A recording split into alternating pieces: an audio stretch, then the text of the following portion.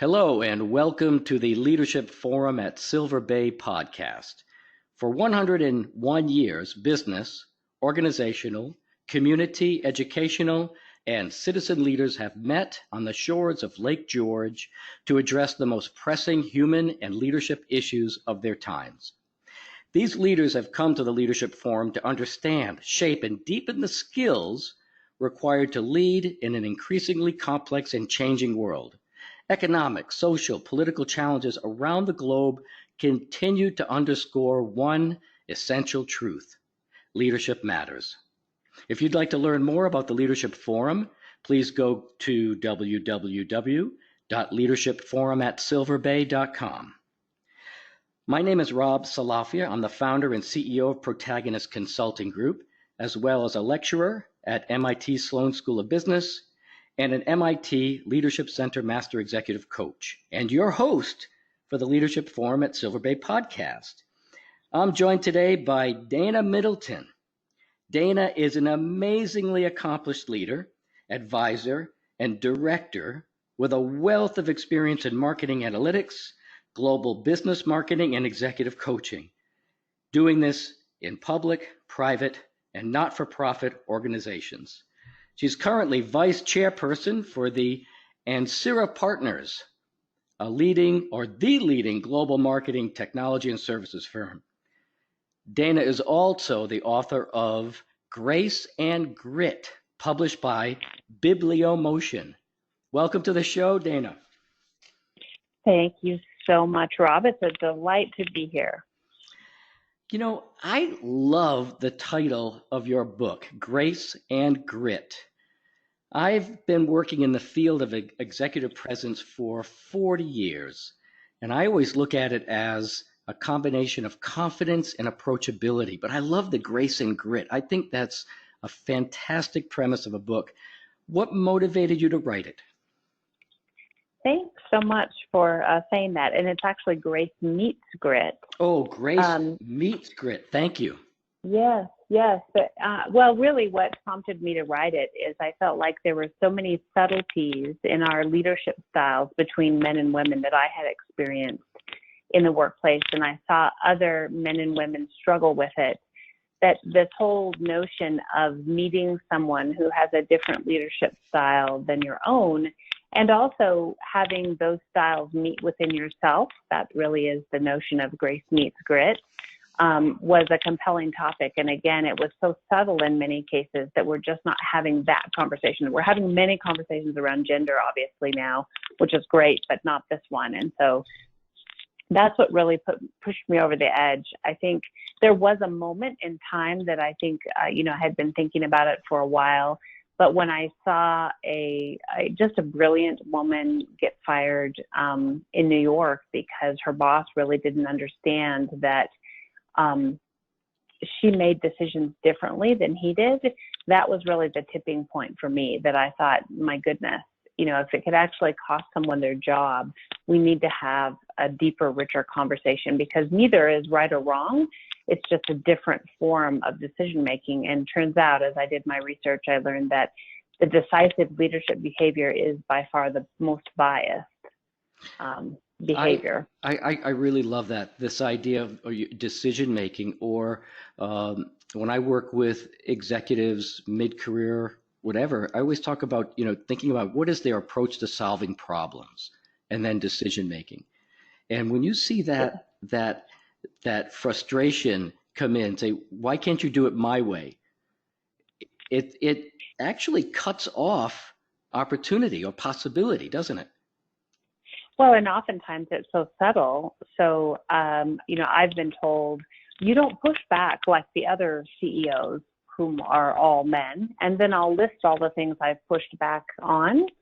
And then you can see that, oh, well, the difference here is, though, that the way I pushed back was different and didn't necessarily register to someone who has a very different way of, pushback. And so that's what we're talking about here, is those subtleties that ultimately can make big differences in the workplace. So let me go into that a little bit more. Do you think, well, there's definitely what you just said is a difference in style of your communication, how you communicated that pushback, but is there a difference in the purpose that you have behind it as well? Absolutely. So turns out, women primarily their purpose of communication in general is different than men. So the purpose for women communicating is really to establish and maintain relationships. And we all, I think, are very familiar with Deborah Tannen's work, which is going on like 4 decades now, maybe longer. But really, she talks about how this starts at a very early age, this intimacy and establishing relationships versus power and hierarchy, which is really the purpose for men's communication. And so that is the fundamental core and the premise behind Grace Meets Grit, is if you understand that, then you can understand the different perspectives and how you approach a situation and or even react in a situation.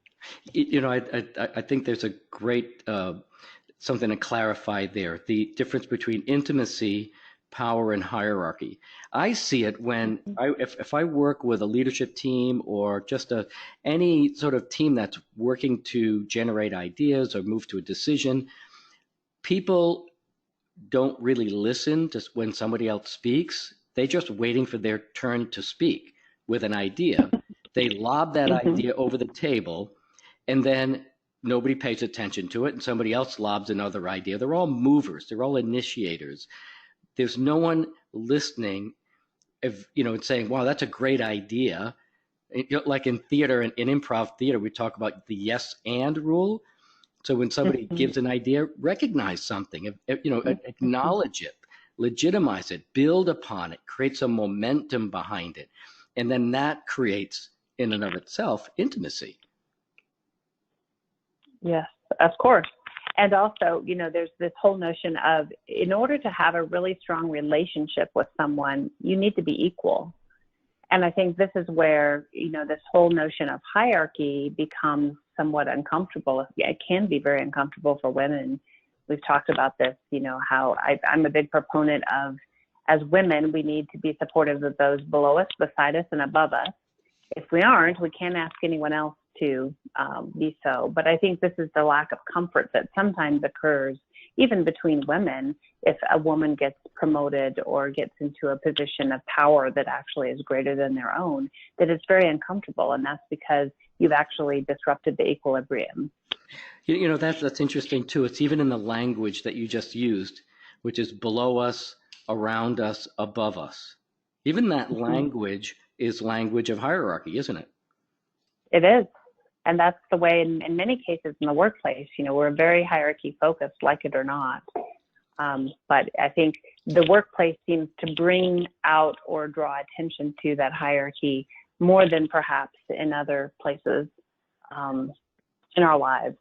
Absolutely. So say more about this idea of the balance of relationships, and is that something that is shared among all women? Is it, because I know some women in the workplace that are technology leaders, man, they're all business, and so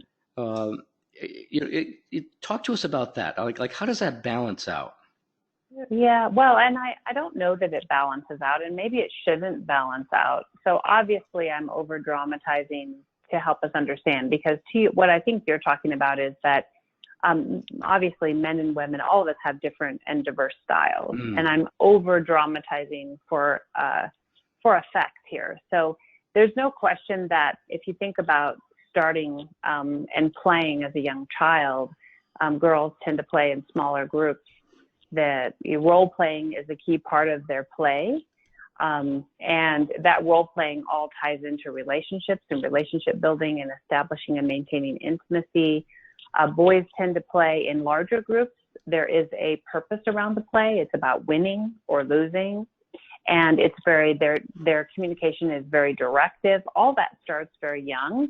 And then regardless of whether you are all business or not, that translates into the workplace. I like to even look back at my childhood, which is very non-traditional. I grew up in the American West. My dad worked on cattle ranches. I spent a lot of time out in the middle of nowhere by myself. I used to shave my face as a child, not my legs. play. Yeah, because And that was what was around you, right? Well, my role models were men. I Right. used to watch, Westerns on television. In fact, I played Daniel Boone. That was my favorite game to I love actually role play. So I was role playing with a friend. But the interesting thing about even playing Daniel Boone is my friend and I took turns playing Rebecca, his wife, not because neither of us wanted to be Rebecca, but we were doing it because we wanted to maintain that relationship and continue to play in a conciliatory fashion. There was no winning or losing there. And so obviously, with Title IX, and we have girls involved in sports, and even I have an assessment on my site that you can go take on, are you more of a male style of leadership versus female? And I definitely am that leader that has more grit. And I have to remember to bring grace in, because again, the benefit of understanding these differences is not only to pave the way for better relationships in the workplace, but also to make ourselves better leaders. This is fantastic. How do you how do you see this play out in the workforce, or are there any examples that you could give when you first started to recognize the difference here? Sure. So my first recognition of the difference was way before my workplace days, actually. So my first job that helped pave the way, it paid my tuition in college, was as a range line firefighter for the Bureau of Land Management. So I was on the front lines fighting fire, and this was the early 1980s. And looking back, we had a very diverse workforce for that time period. We had crews, and the crews were assigned to different sizes of pumper trucks, meaning, how much water these vehicles could carry. So a smaller pumper truck that carried about 200 gallons of water was assigned a crew of 2. I was actually on a larger truck that carried 800 gallons, and we had a crew of 3. And we had all women crews, we had all men crews, and we had mixed gender crews, and I was part of a mixed gender crew. And I observed very quickly that in the real, hot seat situation, no pun intended, fighting a fire, that you could see real differences in behaviors depending on the gender mix of the crews. So the all-male teams wanted to be the first on the fire line. They wanted immediate action. They wanted immediate results. They wanted to get out there as quickly as they possibly could. The all-female crews tended to stand back and start to communicate. Where's backup? When would we expect it to come? Where are we going to refill our pumper trucks? Just getting good communication. And then those of us on the mixed teams tended to kind of duke it out ahead of time and come in with, again, a very balanced approach. And again, neither one is wrong. They're just different approaches to working. And certainly I didn't really think about that because I had no work experience other than this. But certainly I saw this play out in the office workplace as I joined the workforce later on. The best performing teams that I've ever seen or worked with are the ones that are not all the same, that have different in them, and that people appreciate that difference. Because people have to know, if I'm going to be the guy that's jumping in, how many times have I done that and said, I wish I thought about this earlier? That communication piece is really important. And that has to be balanced with action as well. So it's that balancing point of it's like having a whole brain. You want a whole brain when you go into any particular situation. Yeah. Well, all the data shows that diverse teams, and I'm not talking about just gender diversity here, but age and ethnicity and cultural background and even communication style, to your point, obviously the best teams are those that are most diverse, the better performing teams, but they aren't necessarily easy, right? They're difficult because we all tend to hire people that are similar to ourselves. All the data shows that. And why is that? Is because we can work in shorthand. It just feels easier. It feels better. So it requires work to really not only recruit a diverse team, but also maintain the differences to prevent groupthink. Any team, because we are all humans, we're all going to have a tendency to kind of lose some of those differences over time, but maintaining them is really important. But because it's the blind spots that get us. It's what we're not seeing. And so I really like that point that it takes work. It takes hard work, and you have to, I call it expand into conflict or difference and understand that. And become comfortable with it. Yes. I think there's this comfortableness. In fact, one of the analogies, I just did a workshop on better boards, and so I did a little bit of research on this. And one of the notions that came out of my research was getting teams comfortable with what is it? Converging and what's the opposite of converging? Diverging. So diverging and converging, yes. So it's, getting comfortable with that. And I love that notion, right? It's because when do we become most uncomfortable? It's when we're diverging and we don't feel like we are coming together. And then you start to think about, am I wasting people's time? And, oh, someone's going to be upset or whatever it is. But if you can, as a team or any group, become comfortable with that. And as you and I were talking beforehand, this whole, even in a marriage, right? Can you be comfortable diverging and converging, and how you actually make the best use of that? Then you'll grow and actually get the most out of that team. And we rarely spend time thinking about that. Absolutely.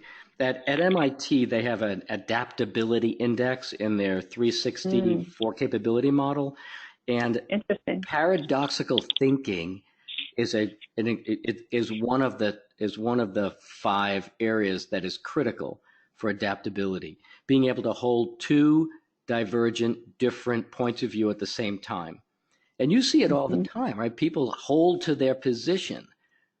And that's the thing, you hold to their position. And even in the great, the Harvard negotiation project, and they talk when people go to positions, what do? You develop more curiosity. You lean into the relationship. You figure out or discover through questioning what matters to the person.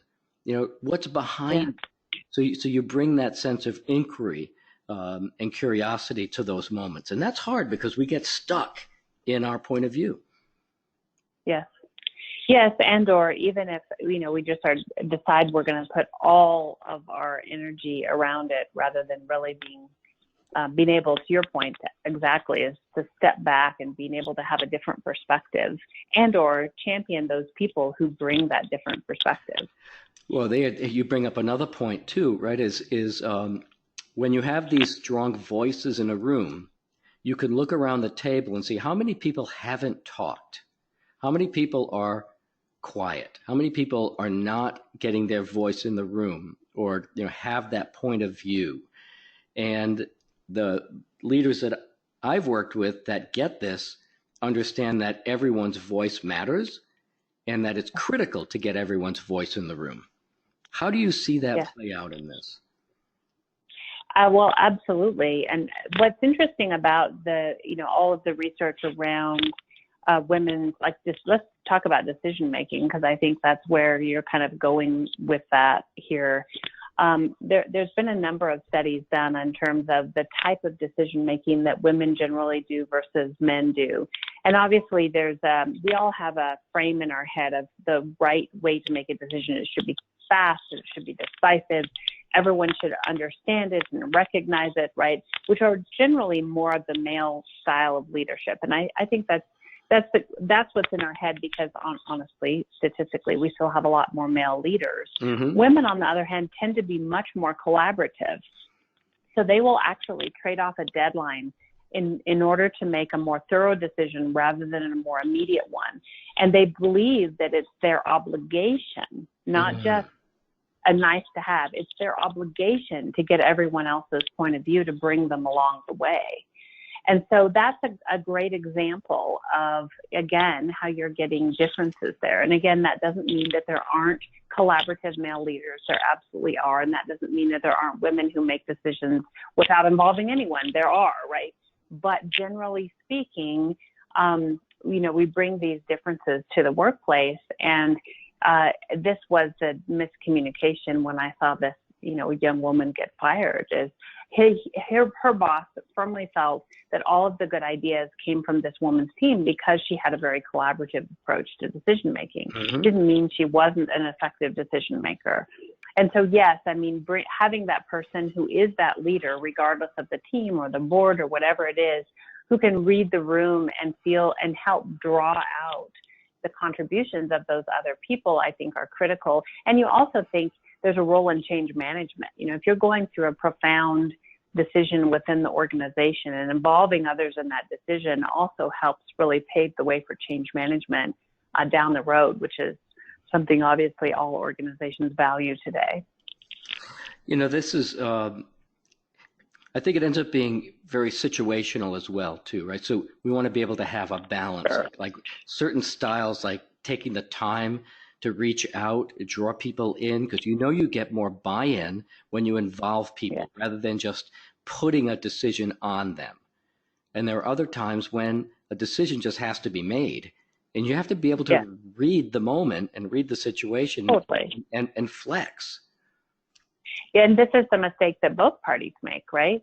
Mm-hmm. So if you have just a one-size-fits-all decision-making process that doesn't involve others, or if you have the one-size-fits-all that only involves others, probably neither are good, right? So to your point, yes, being able to be flexible and also really picking the right approach for the right situation is critical.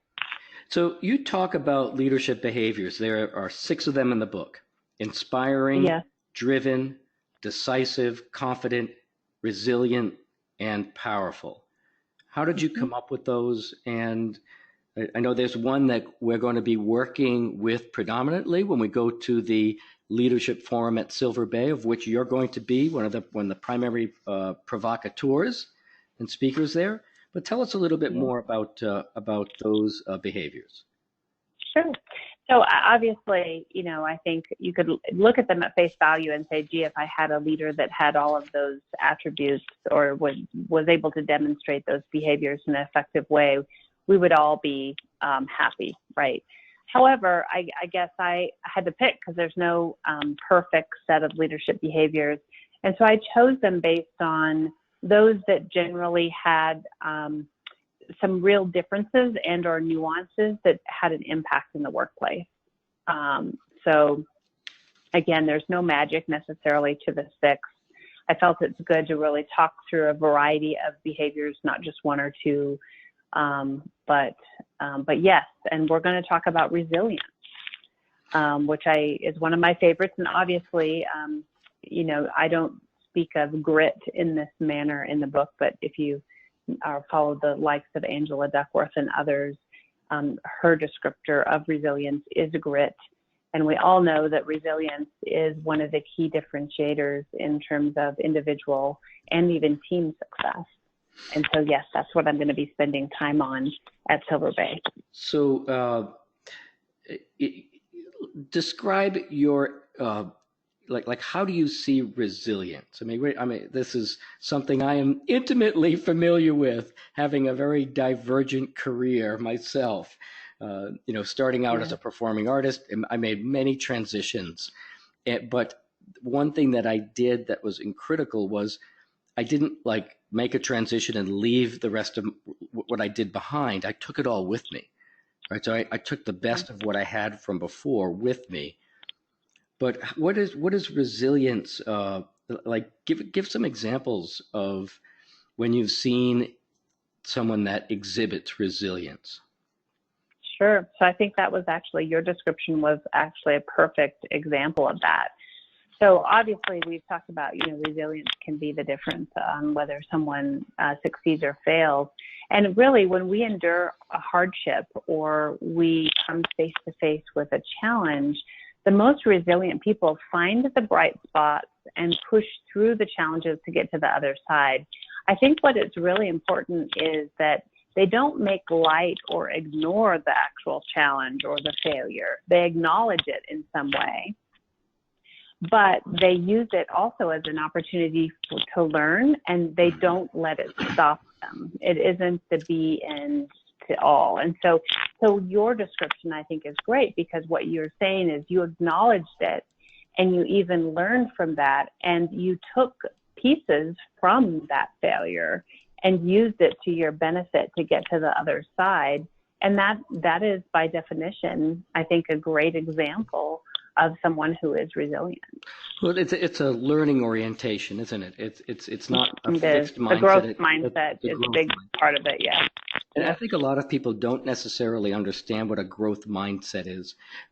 I worked for a fellow, and he had a presentation. It was in the area of authentic leadership, and he said there were three types of people that respond to failure. One, that don't ever recover, that it hits them so hard that, the bar is the only choice. And the second is somebody that makes it out of the tunnel, but never is quite the same person again. They may be a little bit bunkered. They might be a little bit tentative to actually try something, and they carry it with them always. And then there's the person that is able to, look at it, understand the, process it. What were the factors that were inside me at that time, or external factors, and be able to then turn and do something with it and come out even stronger. Yeah, I love those descriptions, and I think it shows how individual being resilient is, right? I think that's one of the key ahas that is important for us to remember as leaders, is that not a one size fits all. And people are going to respond to a challenge or a setback in different ways. And that response is difficult to change. I think it can be a learned behavior over time where perhaps you get better at it. But I think one of the biggest ahas is to remember that people are going to respond in different ways, and not all people are going to be as resilient as others. My background is in the performing arts, and I like the arts because there's sort of an apprentice model. There's a lot of failure in success.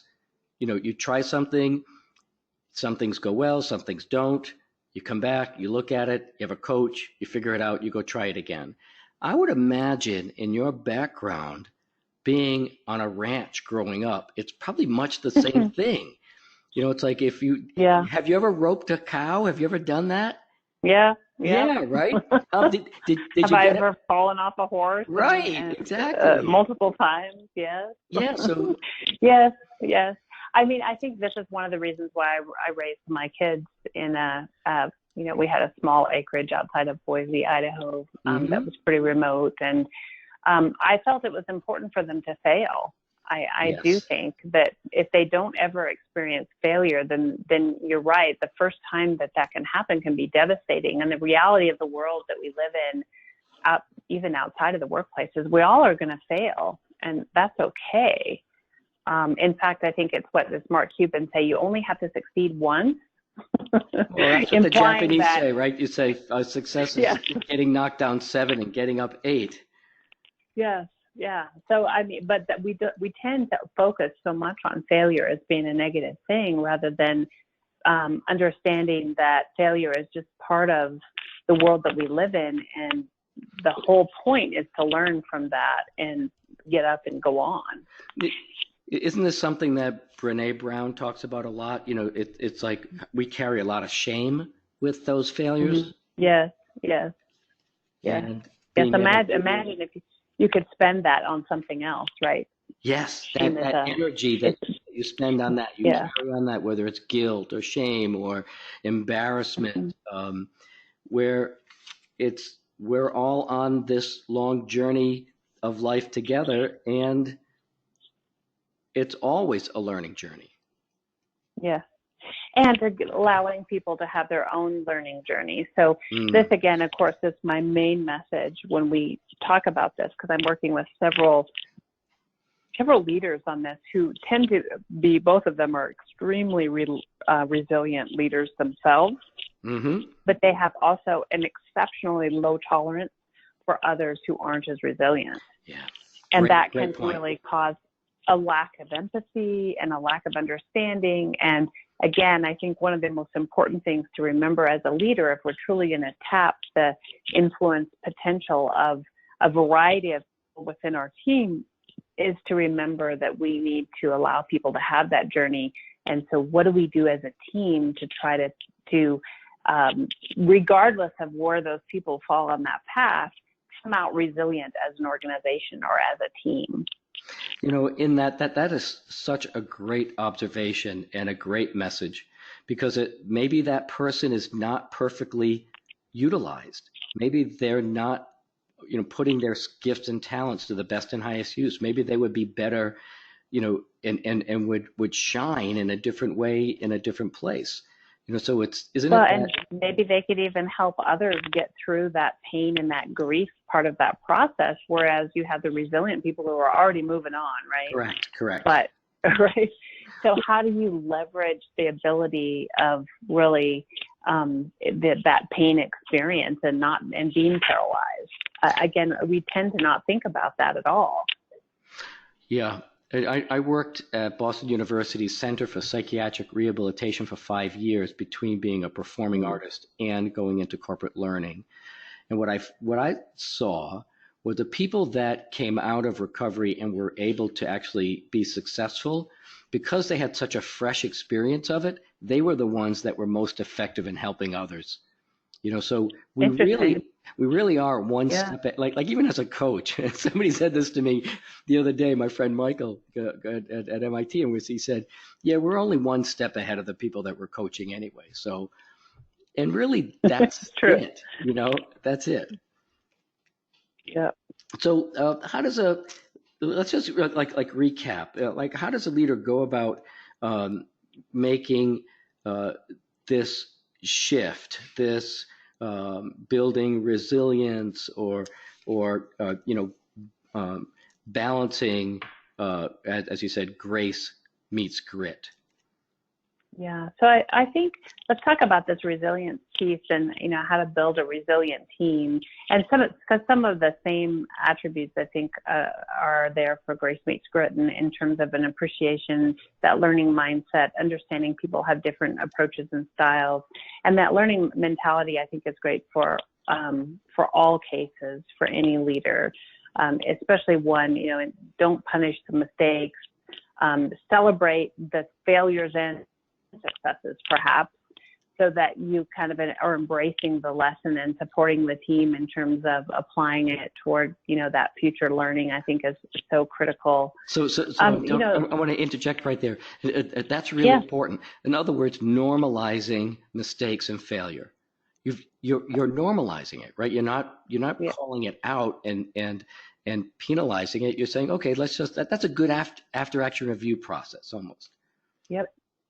Yep. And this whole notion of converging and diverging, I think, is really critical. So, as you're building and strengthening the team relationships and really setting norms for the team, and again, it's fresh off my mind because I just did this Better Boards workshop, but it was talking about this as a board, as an organization.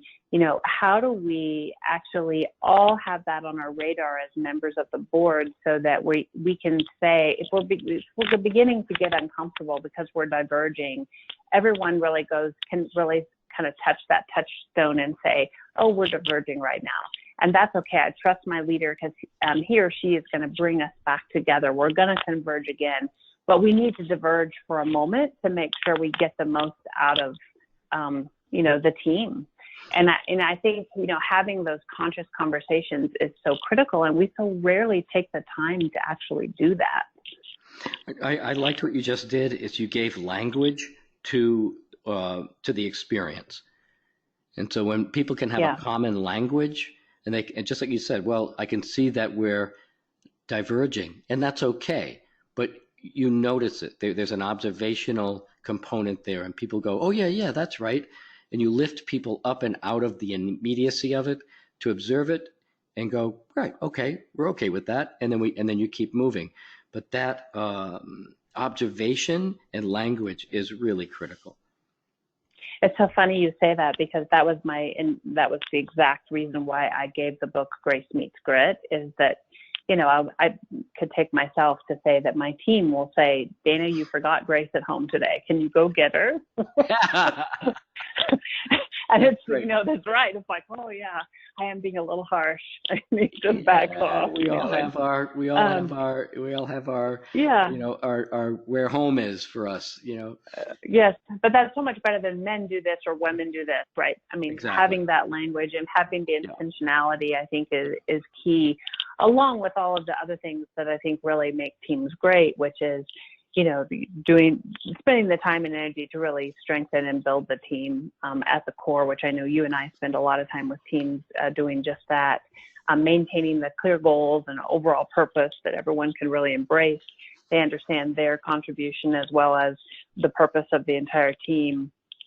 And then, all of that is a great foundation for this. So most of the people that are listening to this podcast are people that are either coming to the forum the second week in July, which is July 9th through the 12th at Silver Bay in upstate New York on beautiful Lake George, or people that are considering it. What would you say to those people that are considering coming, and maybe about your message, or what are you excited about being in attendance and being a speaker at the forum? Thank you. Thanks for that so much. So first of all, I'm really honored to be having been invited to a leadership forum that is over 100 years old. To me, that's just profound. And I think the setting and the fact that this really has been the touchstone of leadership for so long makes it an incredible experience. And so, I'm lucky to have been in attendance this year, and my thought about it is that it's really going to be that leadership touchstone that is really kind of a profound experience, something that's unique that you just won't find anywhere else. And of course, you've gone so many times now, Rob, and in fact have talked about the fact that you won't let anything else disrupt it. It just reinforces that. So that's the expectation that I have. Certainly in my session, I want to spend the time talking about resilience, why too much of it is necessarily not a good thing, and how we as leaders can get the most out of teams in terms of really embracing and building better resilient teams. And so I'm super excited to attend, both in terms of the setting and the attendees and the legacy of the event. Can't wait. Well, I know that we are all excited to have you. I'm excited to meet you in person. And if anyone is interested in Daina's book or her assessment that she mentioned earlier, you can write her directly, DAINA at DAINAMiddleton.com. Her website is www.DAINAMiddleton.com, DainaMiddleton.com. You can get that information there. If you want more information about the Leadership Forum, that is leadershipforum@silverbay.com. If anyone has any questions, the information is there on the website. We'd be happy to answer any questions that you have, and we would love to see you there. And Daina, we can't wait to have you there as well. I am so excited to participate, and thanks so much for having me on the podcast. I really had a good time. Thanks, Daina. So have I, and we will see you soon. Thanks all.